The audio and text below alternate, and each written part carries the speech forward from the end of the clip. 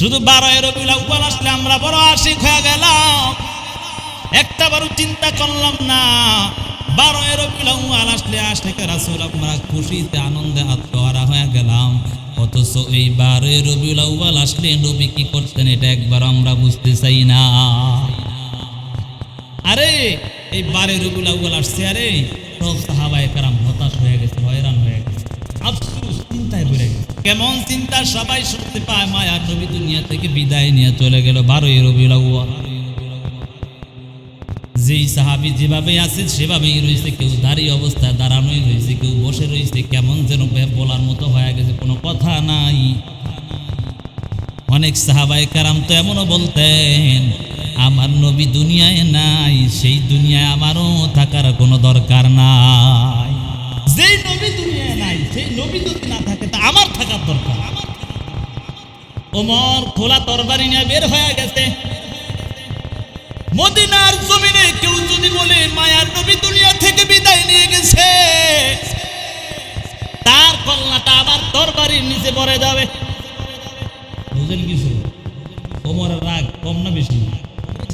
শুধু বেশি।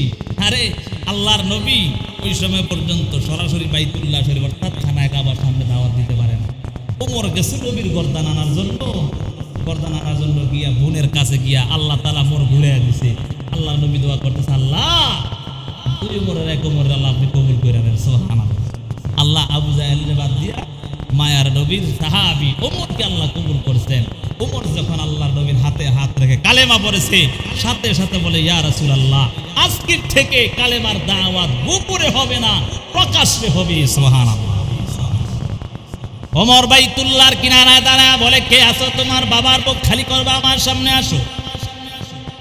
কে আছো? স্ত্রীকে বিধবা করবা, আমার সামনে এসে দাঁড়াও। কে আছো? সন্তানদেরকে এতিম বানাইবা, আমি ওমরের সামনে দাঁড়াও। এতদিন তোমাদের পক্ষে ছিলাম, কেউ তোমরা মুহাম্মদের বিরুদ্ধে সব সময় লেগেই ছিল, কাউকে কোনো বাধা দেওয়া হয় না। আজকে থেকে যদি কেউ তোমার স্ত্রীকে বিধবা বানাইতে চাও, তাহলে আসো আমার দরবারের সামনে এসে একবার বলো যে মুহাম্মদের বিরুদ্ধে কথা বল। ওমর আসিয়া সাথে সাথে বাইতুল্লাহর সামনে সবার সামনে এলান করে, আজকে থেকে কালেমার দাওয়াত আসতে হবে না, সুবহানাল্লাহ। সেই উমর তরবারি নিয়ে মদিনার জমিনে ঘুরতেছে। কেউ যদি বলে মায়ার নবী দুনিয়া থেকে বিদায় নিয়েছে, তার গর্দানটা আমার তরবারির নিচে পড়ে যাবে। এমন হালাতে সবাই চিন্তিত, কেমন করে মায়ার নবী দুনিয়া থেকে বিদায় নিয়ে গেল।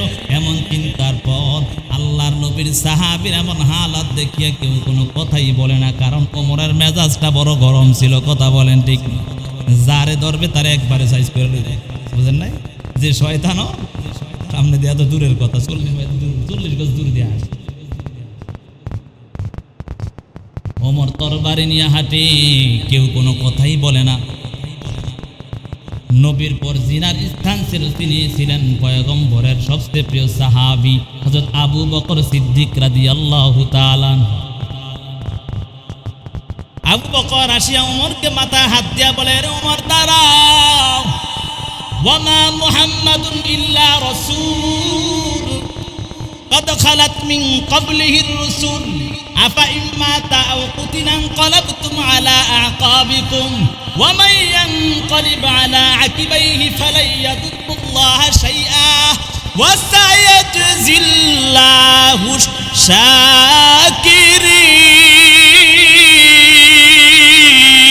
الشاكرين وما محمد إلا رسول قد خلت من قبله الرسل। হে ওমর শোনো, আরে মুহাম্মদ তো একজন মাত্র রসুল ছিল। কি ছিল? রসুল ছিল। এর আগে বহু নবী রাসূল দুনিয়ার জমিনে আসছে, সবাই চলে গেছে না? আবু বকর কি বলে, হে ওমর শোনো, দুনিয়ার জমিনে 1,24,000 বা 1.25 লক্ষ পয়গম্বর কোথায় আসছে? এই দুনিয়ার জমিনে আসছে, সবাই চলে গেছে। তো আমাদের নবী তো একজন রাসূল মাত্র, তিনিও যেতে পারে। কথা বলেন ঠিক না বেঠিক? এই কথা বলতে আর ওমর ঠান্ডা হয়। কি বুঝলেন? আমি আয়াতটা কি বুঝাইলাম? এই আয়াতটা হলো পবিত্র কোরআনের সূরা আল ইমরানের 144 নম্বর আয়াত। এই আয়াত যখন তেলাওয়াত করছেন ওমর বলে মনে হয় যেন এই আয়াত আল্লাহ সরাসরি এখনই নাযিল করছে, এমন মনে হয়। সুবহানাল্লাহ।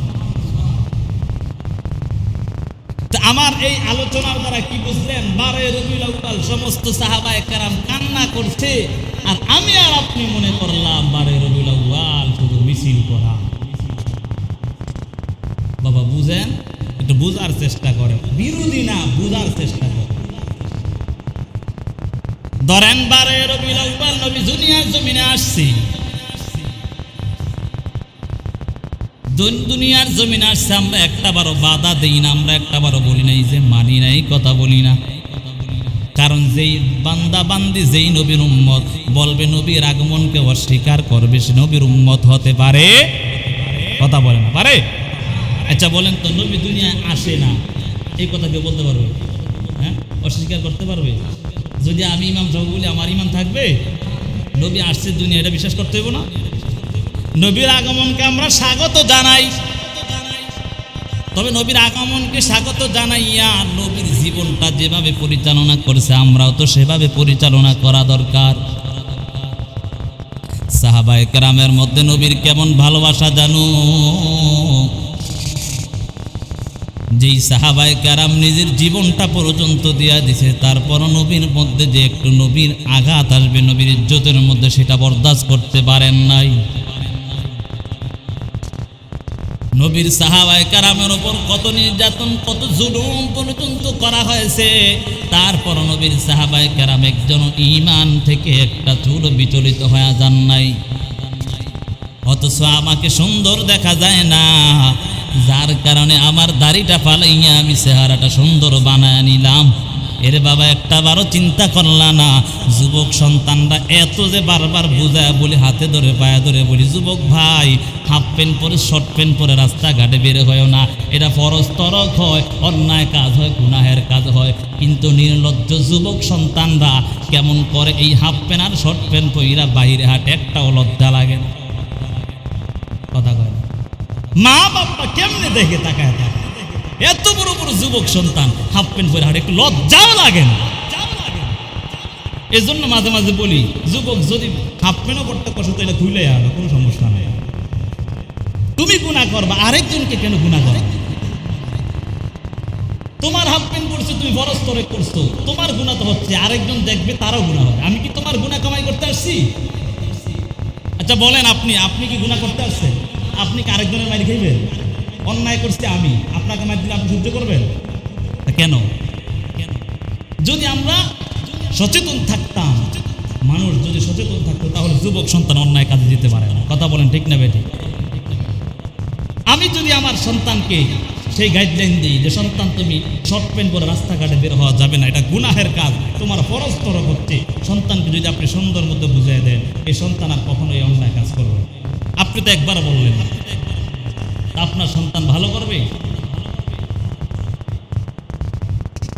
আর এখন তেমন সন্তান হয়ে গেছে, হ্যাঁ গাড়ের রগ মোটা হয়ে যায়, কি হয়ে যায়, এখন বাপ মারে চিনে না, ওরে বাপরে বাপ।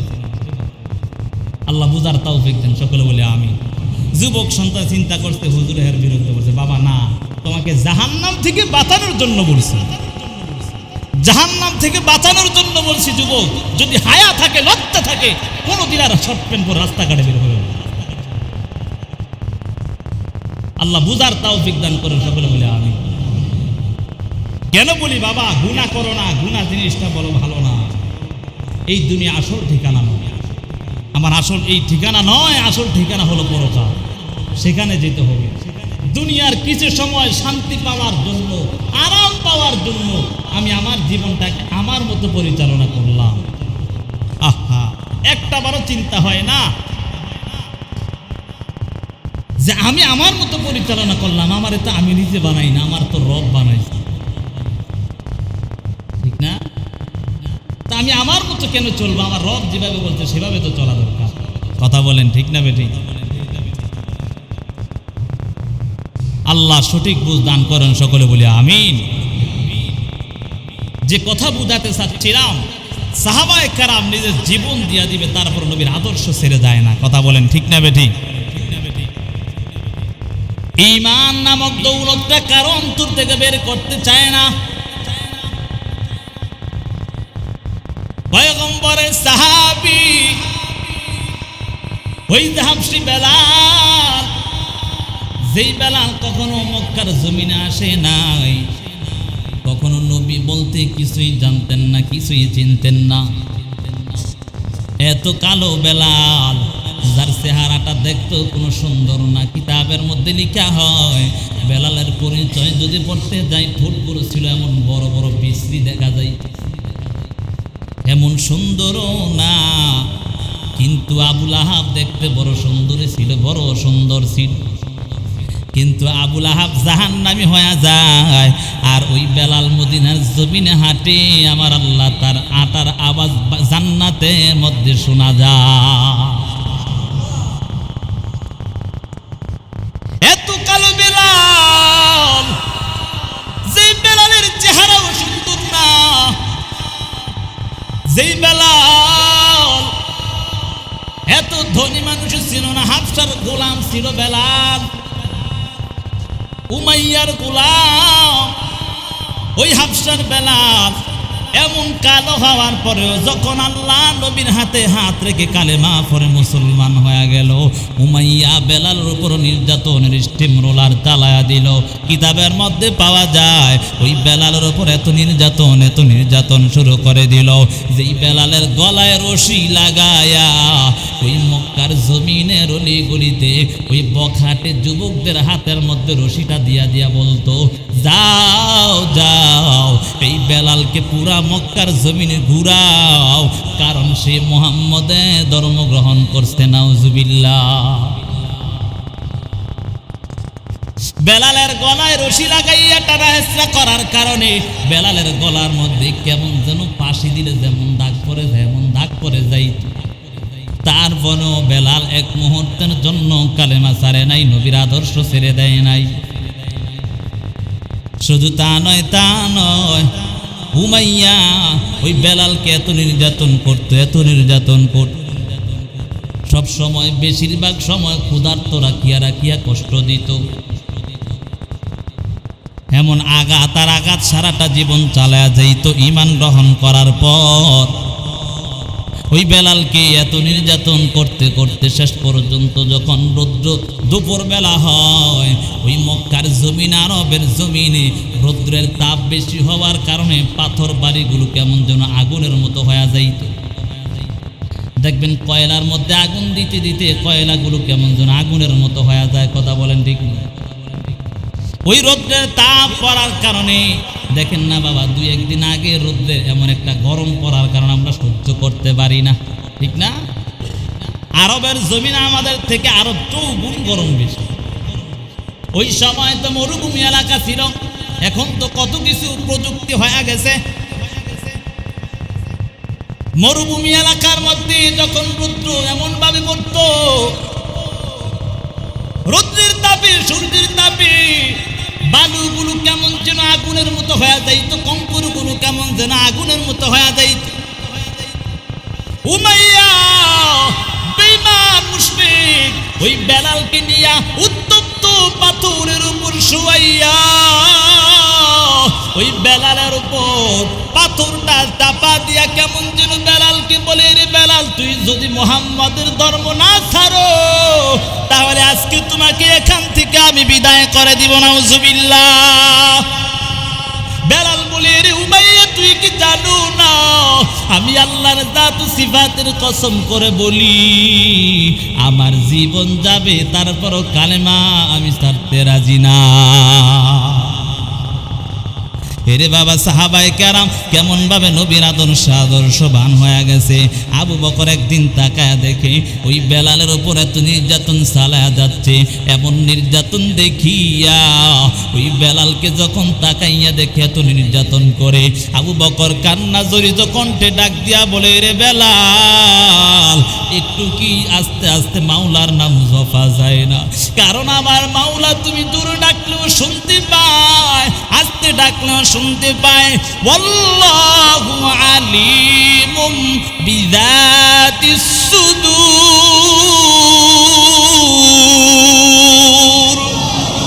আল্লাহ তাআলা পবিত্র কোরআনের মধ্যে বলেন, ওয়াল্লাহু আলিমুম বিযাতিস সুদূর, তোমার অন্তরের খবর একমাত্র কে জানে? জোরে বলেন, কে জানে? আবু বকর ডাক দেয়া বলে, রে বেলাল, তুমি কি আমার মাওলার নামটা একটু আস্তে জপতে পারো না? কারণ আমার মাওলা তো জানে, আমার মাওলা তো শুনে তুমি কি বলতে চাও। কারণ তুমি যদি জোরে আমার মালিকের নামটা ডাক দাও, ওই যে উমাইয়া বেঈমান মুশরিক তোমার উপর আঘাত নির্যাতন আরো বেশি চালায়। এজন্য বেলাল, তুমি একটু আস্তে আস্তে মাওলার নামটা জপো। কেমন যেন বেলাল ডাক দিয়া বলে, রে আবু বকর, তুমি যত কিছুই বলো না কেন, আমি আমার মাওলার নামটা যত জোরে জপি আমার মনে তত বেশি শান্তি পায়। তেমন ছিল সাহাবায়ে কেরামের ঈমান, সাহাবায়ে কেরামের ভালোবাসা, সাহাবায়ে কেরামের নবীর প্রতি অনুগত্য করা, নবীর ভালোবাসা অন্তরে নেওয়া ছিল। তেমন সাহাবায়ে কেরামের আদর্শ ছিল। রে বাবা, এরে বাবা, আজকে আমার আর তোমার মধ্যে নবীর আদর্শ নাই, আমার আর তোমার মধ্যে নবীর ভালোবাসা নাই। অথচ মুয়াজ্জিন আজান দেয়, মসজিদটা খালি থাকে, একটা বারো চিন্তা করলা না? মুয়াজ্জিন আজান দিল, মসজিদ খালি, আমার ওপর তো আজান হয়ে গেল, আমার ওপর নামাজ ফরজ হয়ে গেল। আমার আল্লাহ আমাকে আদেশ করেছে নামাজ পড়ার জন্য, নামাজ পড়লাম না। অথচ তোমার মতো তুমি চললে একটা বারো চিন্তাও করলাম।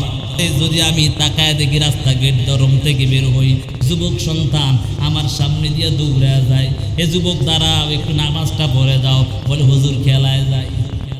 কি কর? কারণ চিন্তা কর, হুজুর কি বলবে, আমার খেলা আমি খেলবো। বুঝেন নাই কথা? কি বলে যে আমার খেলা আমি খেলবো, হুজুর কি বলবে, রক্ত আমার মোটা। আল্লাহ বুঝার তৌফিক দেন সকলে বলি আমি। কি যুবক জাহান্নামে যেতে চাই আমরা? কে কি জাহান্নামে যাব না? একটা হাত তুলে আল্লাহকে দেখাই, একটু জাহান্নামে যাব না কে কে একটু হাত তোলেন। আল্লাহ সকলকে কবুল করেন। একটা হাত তুলে দেখেন, আল্লাহ আমাদের কেউ নেই, আল্লাহ আপনি জাহান্নামে দিয়েন না। সকলে বলি আমিন। জাহান্নামে যেতে চাই আমরা? এ যুবক জাহান্নামে যেতে চাও, অন্যায় কাজ আর করো না, নামাজ ছেড়ে দিও না যুবক। অন্যায় কাজ করে শর্ট প্যান্ট পরে পরে নিজের গুণা নিজে কামায় না, কবিরা গুণা, ছোট গুণা না, কবিরা গুণা। যেই কবিরা গুণা তওবা না করলে আল্লাহ তাআলার কাছে মাফ করেন। আল্লাহ খাটি দিলে তওবা করতে হবে।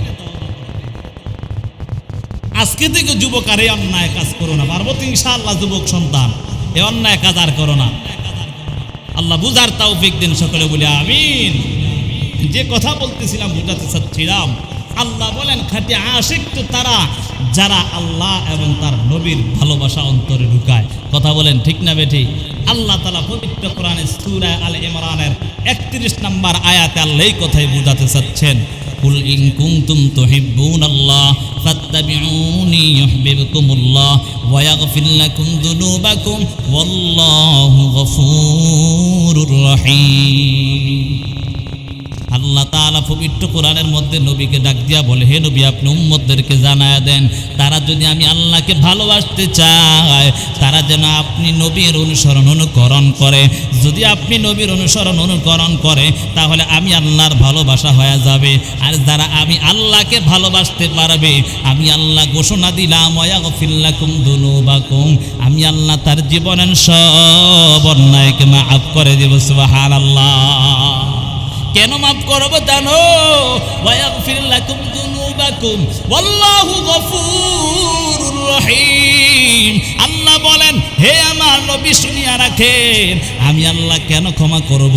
কারণ আমি আল্লাহ হলাম দয়ালু এবং ক্ষমাশীল আল্লাহ। সুবহানাল্লাহ।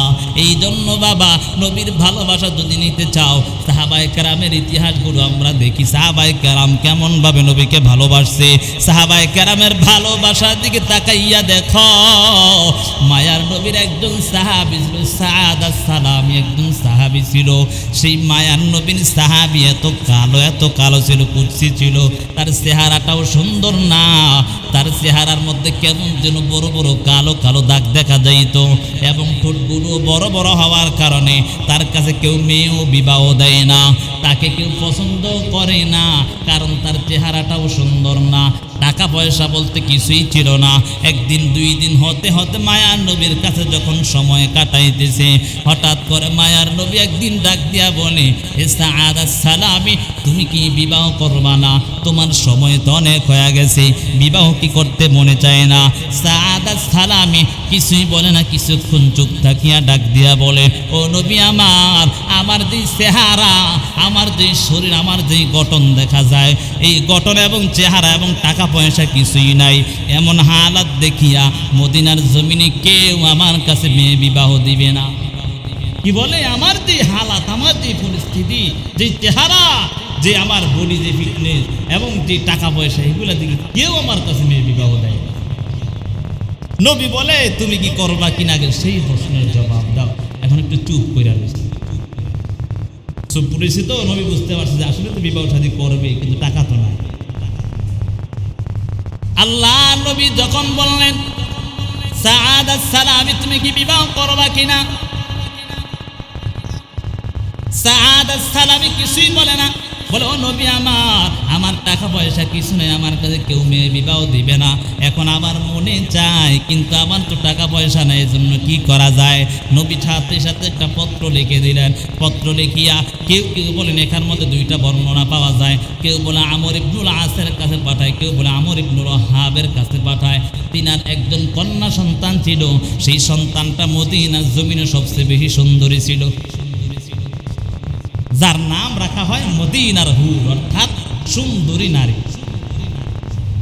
মদিনার জমিনের সব নারীর থেকে সুন্দরী হলো আমর ইবনুল ওয়াহাবের মেয়ে। সুন্দরী হওয়ার কারণে বলেন তো কালো কুচি, কেউ কি চায় তার সন্তানটার মেয়েটারে একটা কালো ছেলের কাছে বিয়ে দিয়ে দিতে? স্টাবলিশ না হওয়া, অর্থাৎ পরিপূর্ণ সে যদি না হয়, তার কাছে কেউ মেয়ে বিবাহ দিতে চায় না। কথা বলেন ঠিক নেই? আজ যদি হুজুর হয়, এর আগেই তো দিতে চায় না। হুজুরের বেতন কত? 10,000 টাকা। বুঝেন নাই কথা? এরকম যদি হয়তো এর আগেই দেয় না। কথা বলেন ঠিক না? ইল্লা তবে কিছু কিছু আছে হুজুর ফাইলে খুশি। কথা বলেন ঠিক নেই? এটা বোঝানোর জন্য বলছি। যে কথা বোঝাতে চাচ্ছিলাম সেটা হলো যে আমরা এখন স্টাবলিশ চাই, যেটা অর্থাৎ আমরা পরিপূর্ণ চাই যে আমার ছেলে অমুক তমুক অনেক কিছু করতে হবে, ঠিক না? মেয়েও চায় যে সরকারি চাকরিজীবী না হলে তার কাছে বিবাহ বসা যাবে না। সবাই চায় তার কন্যাকে, তার সন্তানকে একটা ভালো ছেলের কাছে, একবারে সে যেমন পরিপূর্ণ এমন একটা ছেলের কাছে বিবাহ দিতে। কেউ চায় না যে বেকার ছেলের কাছে মেয়ে বিবাহ দিবে। কথা বলেন ঠিক নেই? আগেই চায় ছেলে কি করে, ছেলের বাপ কি করে, ঠিক না? হ্যাঁ, চাওয়া ভালো, সেটা চাওয়া কোনো দোষের না, তবে সবাই চায় ভালো, ঠিক না?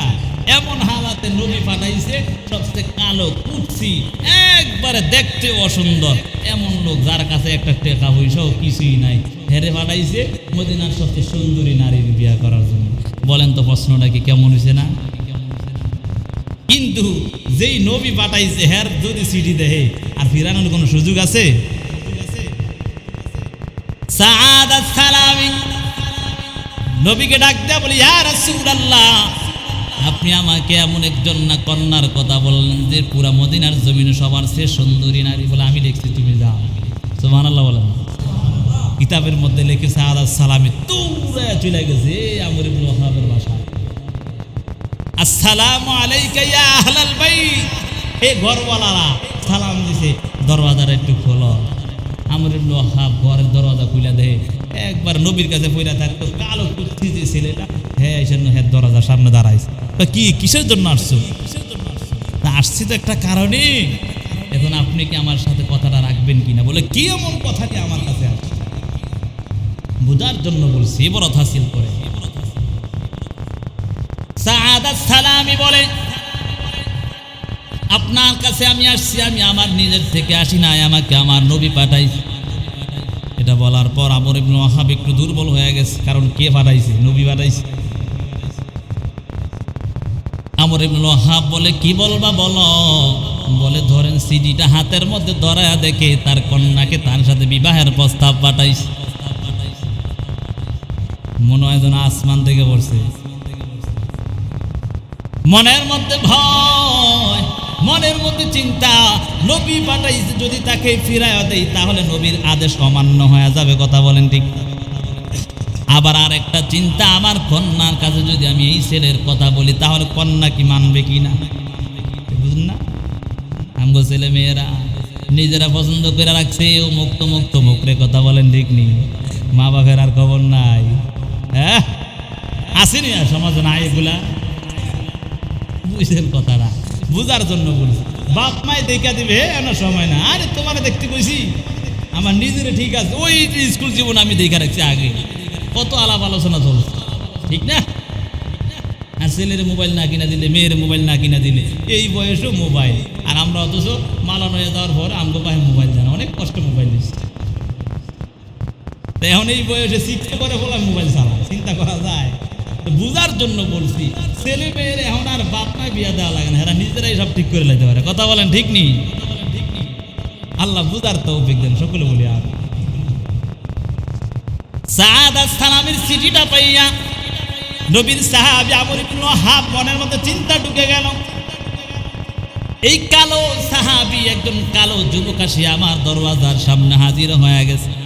আজকে যদি আমি তাকে ফিরাইয়া দেই তাহলে আমার নবীর আদেশ অমান্য হয়ে যাবে, আর যদি আমি তাকে না ফিরাইয়া দেই তাহলে আমার মেয়ে কি বিবাহ বসবে কিনা এটাও তো জানি না। যদি আবার নিষেধ কইরা দেয় তাহলে আমার নবীর আদেশটা অমান্য হয়ে যাবে। মনের মধ্যে চিন্তা ঢুকে গেল। এখন আমর ইবনে ওয়াহাব ডাক দিয়া বলে, হে যুবক সন্তান, তুমি একটু দাঁড়াও, আমি আসতেছি। এই কথা বলার পর দেখবেন যদি কোনো সন্তানকে দেখতে আসে কেউ, পাত্র পাত্রী দেখতে যায়, যদি পছন্দ না হয় বলে আমরা পরে জানাই দিব। কি কয় যে আমরা পরে জানাবনি, তখনই বুঝে ওই কাম হইতো না, ঠিক না? আর যদি পছন্দ করে এই এমনই বিয়া পড়ান, হুজুর আনেন, তাড়াতাড়ি হুজুর আনেন, কথা কন হয় না এমন? তুই যখন আমর ইবনে ওয়াহাবের কাছে সালামে চিঠি দিয়েছিল, নবীজির চিঠি দেওয়ার পর যখন কয় ঠিক আছে তুমি একটু দাঁড়াও আমি আসতেছি, হায় হায় মনটা গেছে একবার ওই খুশি মনে আইছিল, মনটা গেছে খারাপ হয়ে, হায় হায় রে নবীর চিঠি ভাইয়াও ফিরাই দিব, আর আমার কপালে কি নাই? বুঝেন নাই কথা? নবীর চিঠি ভাইয়াও যেটা ফিরাই দিছে, তা আমার কপালে আর বিয়ে আর করতাম। মনের মধ্যে ব্যথা নিয়ে চলতেছে, আবার রওনা হয়ে গেল। বাসার মধ্যে যাওয়ার পর কেমন যেন বাবার মনটা, চেহারাটা কেমন যেন মলিন মলিন দেখা যায়। দেখবেন কন্যা সন্তানরা বেশি বাবার ভক্ত হয়, কথা বলেন ঠিক? কন্যা সন্তান তাকায় দেখে বাবার চেহারাটা কেমন যেন মলিন হয়। আর কন্যা সন্তান ডাক দিয়া বলে, আব্বা জান তুমি কেন চেহারাটা এত মলিন দেখা যায়? তার কারণটা কি একটু জানতে চাই, কি হয়েছে, কোনো কারণ সমস্যা হয়েছে কিনা? বাবা ডাক দেয়া বলে, সন্তান না না কোনো সমস্যা হয় না, তবে একটা ঘটনা ঘটে গেছে, তোমার কাছে বলবো কিনা সেই চিন্তায় আছে। বলে কি এমন ঘটনা? তবে আপনার কাছে জানতে চাই, আপনি যে এতক্ষণ দরওয়াজার সামনে দাঁড়াইয়া কার সাথে কি যেন বলছেন, একটু শুনতে চাই। কি বলে একটু শুনতে চাই? বলে কি যেন আপনি বলতেছেন, একটু শুনতে চাই। বাবা সন্তানকে ডাক দেয়া বলে, রে সন্তান শোনো, আমি এমন একটা ঘটনা তোমার কাছে যেটা সেটাই বলার জন্য আসছি। আমি আসিয়া চিন্তার মধ্যে পড়ে গেলাম, আগে দেখো এই সিটিটা কার? বলে এটা তো মোহাম্মদ নবীর সিটি, দেখা যায় আমাদের নবীর সিটি। বলে এই সিটির মধ্যে লেখা আছে একজন যুবক এখানে আসছে, সবচেয়ে এলাকার মধ্যে কালো এবং বিশ্রী, তার টাকা পয়সা কিছুই নাই, কিন্তু তাকে পাঠাইছে মায়ার নবী তোমার সাথে বিবাহ দেওয়ার জন্য। সুবহানাল্লাহ।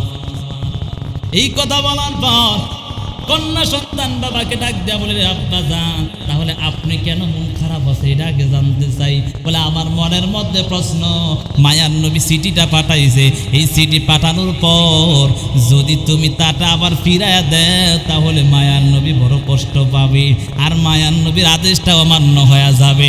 আল্লাহর বান্দি ডাক দেয়া বলে, এরে আব্বা জান আল্লাহর দাতু জিবাদের কসম, আমি তো দুনিয়ার জমিনের সুন্দরী চাই না, টাকা পয়সা কিছুই চাই না, যেখানে আমার মায়ার নবী চিঠি পাঠাইছে সেখানে আমি কন্যার কোনো আর প্রশ্ন থাকে না। বাবা দৌড়ে গিয়ে হাজির, এর যুবক দাঁড়াও দাঁড়াও, আর দৌড়ানোর সুযোগ নাই, আসো তাড়াতাড়ি তোমার বিবাহের ডেট কনফার্ম করে নাও, মায়ার নবীর কাছে যাও, আবার তাড়াতাড়ি তোমার বিবাহের সময় নির্দিষ্ট করে আসো। সুবহানাল্লাহ।